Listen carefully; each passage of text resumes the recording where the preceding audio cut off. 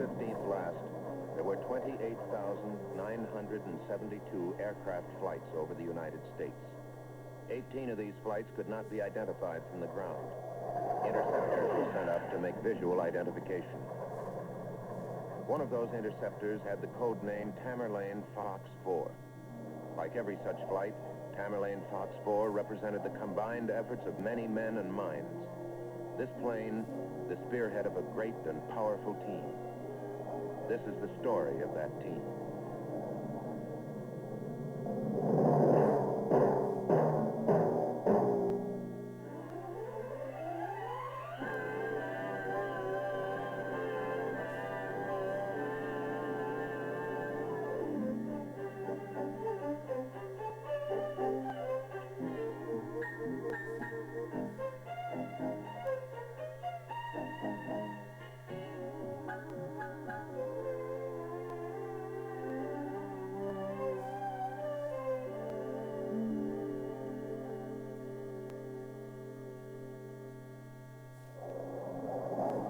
Tamerlane Fox 4 is a man with a weapon. He is also a man with a purpose. We are citizens of a nation built by men of purpose. Once freedom was an axe ringing in the wilderness. The sound rolled across the lowland and swept beyond the mountain wall. Freedom makes you feel. And because it makes everybody feel something, freedom became the sound of hoofbeats on the cobblestones.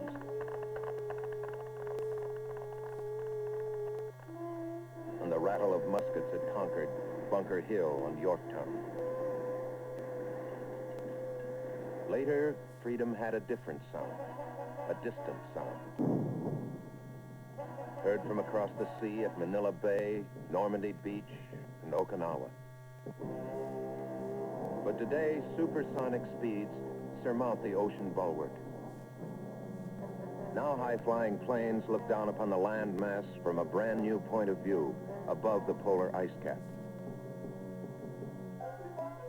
And now from beyond the pole, alien sounds can fly to any city of our country in no more than 8 hours by the clock. And a single modern bomber can carry the destructive power of all the bombs dropped on Europe in World War II. Freedom makes everybody feel something. And if your name is Earl Partridge, you feel many things. You're a general, 4-star, Commander-in-Chief of the Continental Air Defense Command, CONAD.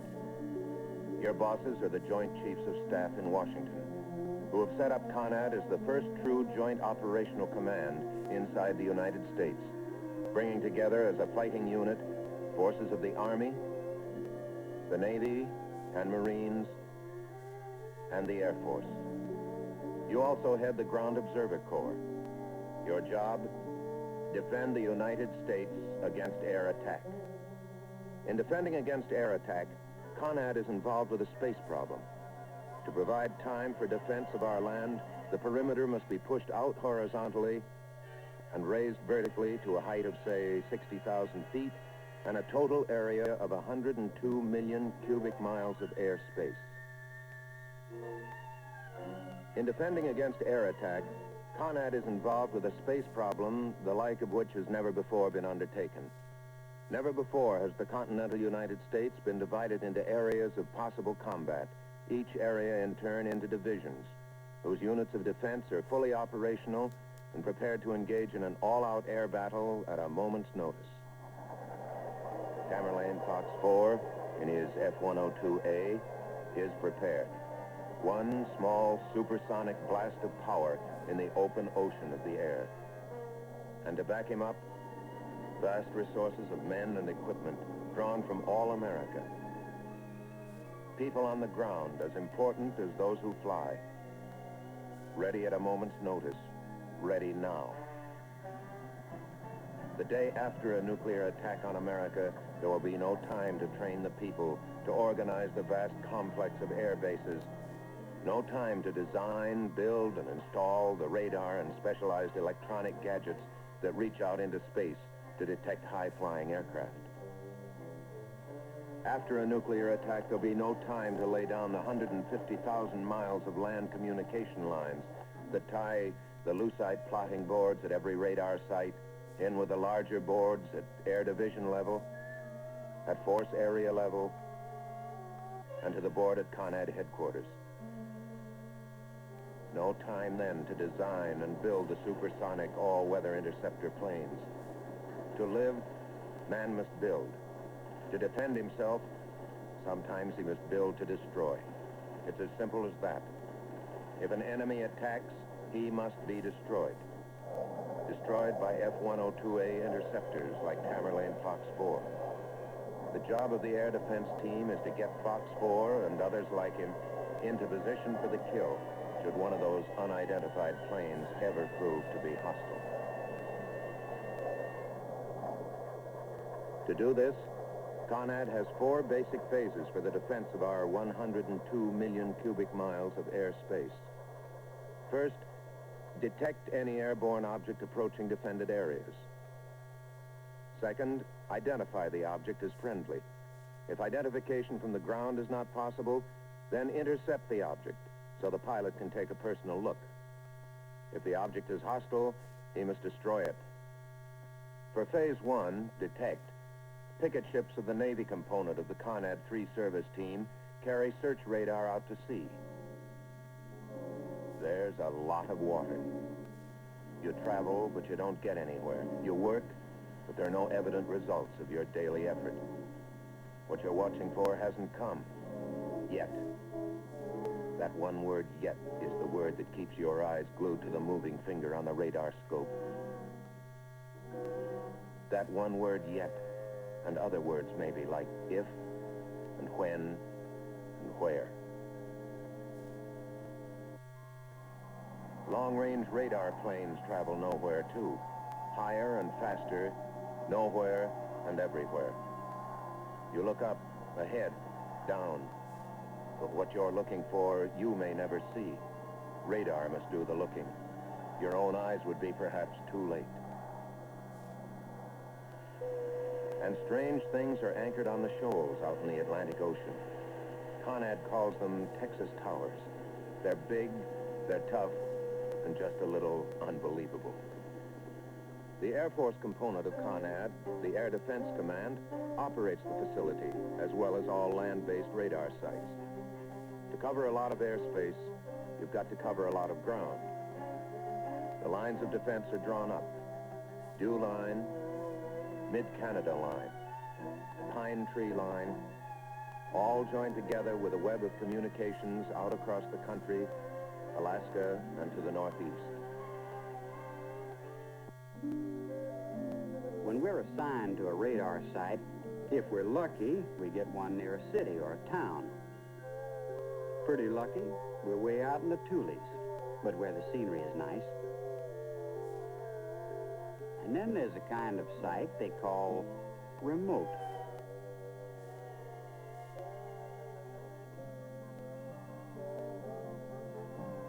But wherever we work, the layout's pretty much the same. Operational 24 hours a day. Living quarters, decent. Food, okay. Time to relax after an 8-hour shift. The operation room works 3 shifts around the clock. Inside, it's always night. The eyes we see with are not our own. The only light we need is on our radar screens. Height radar to let us know how high. Search radar to show us where and how far away. The blips tell the story when you learn to read their language. We pass the information along to the fella at the lucite plotting board. We've got 2 minutes to establish a blip as a track. That means 2 minutes to detect an object and to figure out its direction, speed, and location. We know it's there, but who is there? A couple of boys at the back of the room have 1 minute to identify the who. A minute isn't very long. Flight plans of all aircraft in the area are constantly coming in so that they know what plane is scheduled to be where, when. Radar eyes never get it, but radar has a blind spot. It can be blind to objects flying low. Objects that human eyes can see. The eyes of civilian volunteers in the Ground Observer Corps.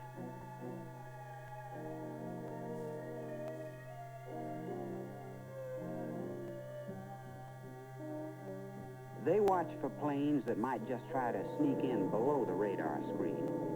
They track the normal traffic on their filter center plotting boards so that in an emergency, friendly planes can be warned and the air cleared for fighting action. They tell me the Ground Observer Corps needs 1.5 million volunteers. Right now, they're trying to get along with about 1/3 that number. Knowing there's a job to do that can be done, I guess, helps those who do volunteer find 2 hours or more a week to take off from the cooking or the washing. 2 hours from the TV set or from the movies. 2 hours from a game of cards or extra sleep on Sunday. There's no official uniform for the GOC. The observer posts report the planes they see or hear to their filter center. There, a track is set up and identified.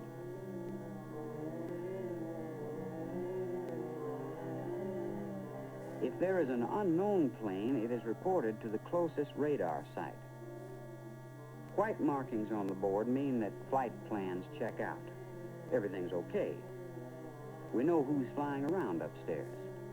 If a track does not check out, an orange line goes up to show an unknown aircraft. A red line would mean hostile aircraft. Orange or red, and a control officer at one of the radar sites picks up the ball. He'll call the scramble that sends the pilots into the air to intercept, and if necessary, to destroy. The control officer always has pilots ready at several bases in his area. When he says, "This is an air defense scramble," the pilots suddenly stop sitting, and planes suddenly start flying. At the same instant, the track of the unknown at the radar site is transmitted to Combat Operations Center at Division Headquarters, to Combat Operations Center at Force Headquarters, to ConEd's Combat Operations Center. This WAF at ConEd headquarters in Colorado Springs has an unidentified airborne object over Kansas City on the ConEd board only seconds after the track goes on the board at a local radar site in Kansas.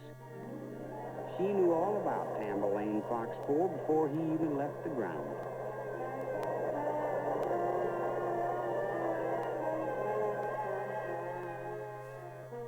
Things are a little different today than they were when we were flying over Europe or Korea. In this interceptor business, you have to learn a little more and work a little harder. Fly as much as you can to get to know your weapon and how to use it. You make practice firing runs, watching the radar scope in your cockpit that shows you the way to the target. Sounds easy, but it takes practice.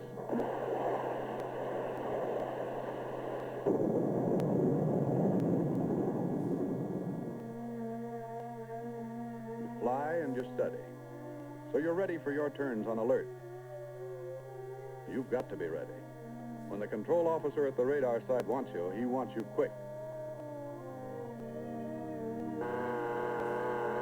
This is an air defense scramble.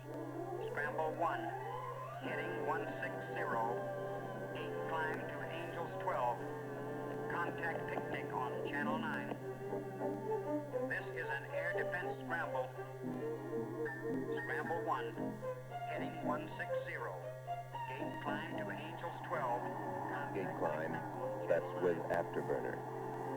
Angels 12, altitude 12,000 feet. Tower, this is Tamberlane Fox 4 on air defense scramble. Roger, Fox 4. You're cleared to active runway 18. Latest altimeter setting? 9.92. Surface winds east at 4 knots.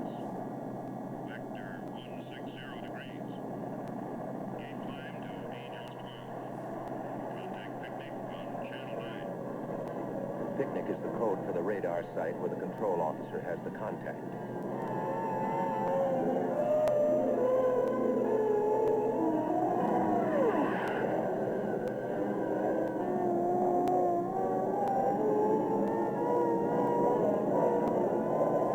We've got an unknown somewhere near. It may be friendly. Unidentified by radar means we've got to take a close and very personal look. And the F-0303s are always loaded with rockets and missiles ready for firing, just in case. There's a line on plotting boards across the country that's a question mark to a lot of interested people.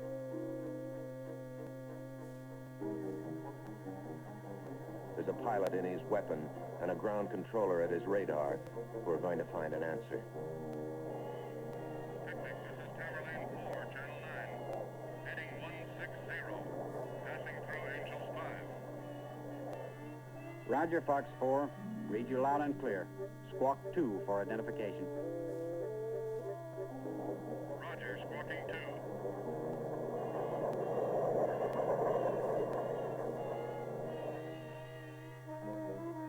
Roger, Fox 4. I have you on my weapon. Return parent to normal. Starboard to 200. Buster to Angels 12. Roger, Picnic, understand.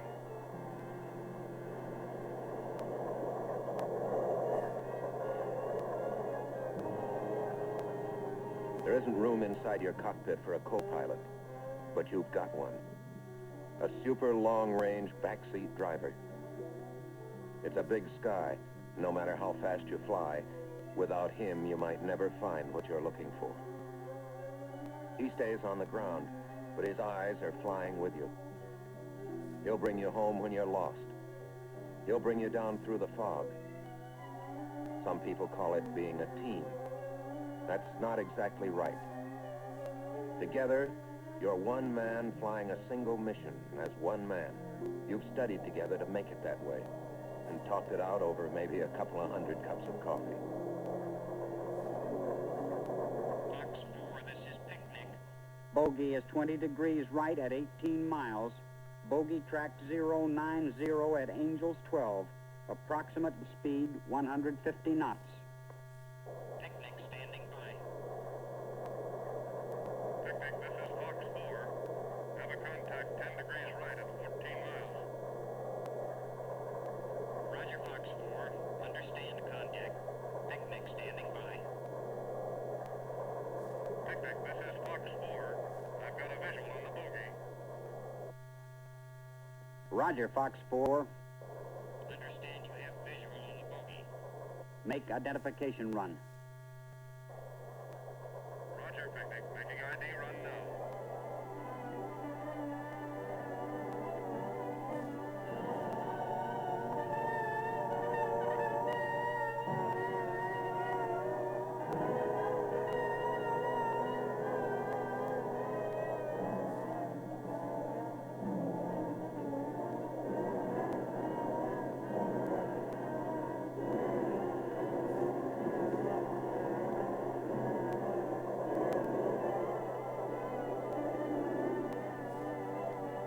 Picnic, this is Fox 4. Bogey is friendly. Standard 2-inch and executive type. Angels 12. Understand. Your pigeons are 330 degrees at 50 miles. An unknown has been identified as friendly, and the interceptor has been headed back to home base. The final report will probably read, change in flight plan not reported. Okay, Tamerlane, Fox 4, 102 million cubic miles of airspace, and you do your best to guard it. The whole ConAd team does its best. Maybe 100,000 aircraft tracks a week, 24 hours every day. Aircraft tracks. Up north where the dawn comes early, and down where night comes late, sentries of the air age stand their watch. Once war meant throwing great armies against each other in the field. Now that shells and bullets have sprouted long-range wings, wherever they can fly, That's where the sounds of battle will be heard. Watching and waiting can be lonely. If freedom makes everybody feel something, for some it can be loneliness.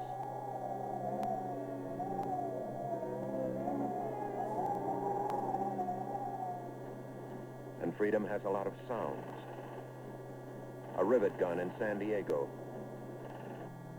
The whine of an electric motor on an air base ramp outside Duluth.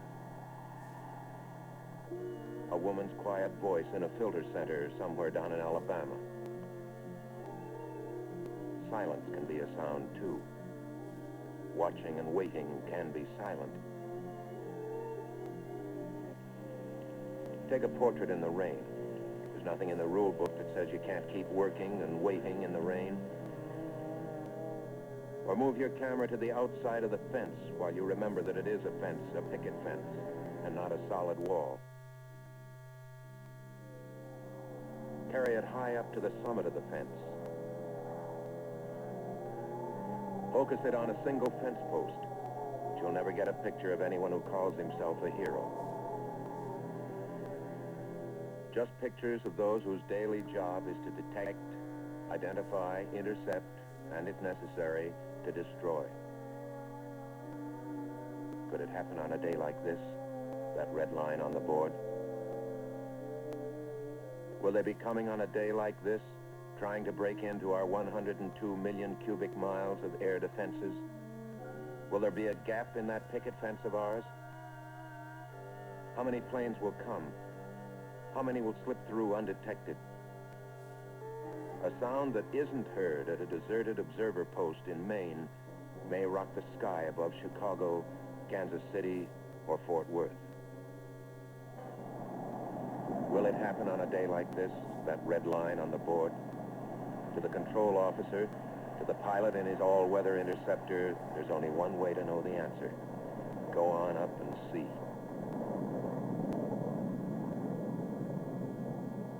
Now it's three of them. The control officer, the pilot, and the plane. But it's taken every member of the ConAd team to get them on their way.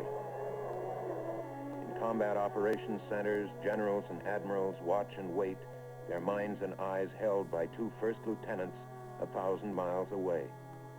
How many eyes upon them now? Count them by the 100 million. You watch and wait for a moment that may never come, and the moment that may become a living thing at the next tick of the clock. Faster than the speed of sound. Pilots can hardly hear the power of the engines that hurl them through the air.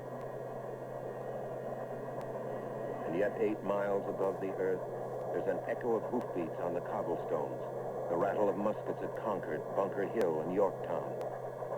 And when the chips go down, at that solemn moment of truth, it becomes an echo that through the years of history has always thundered into the sound of freedom.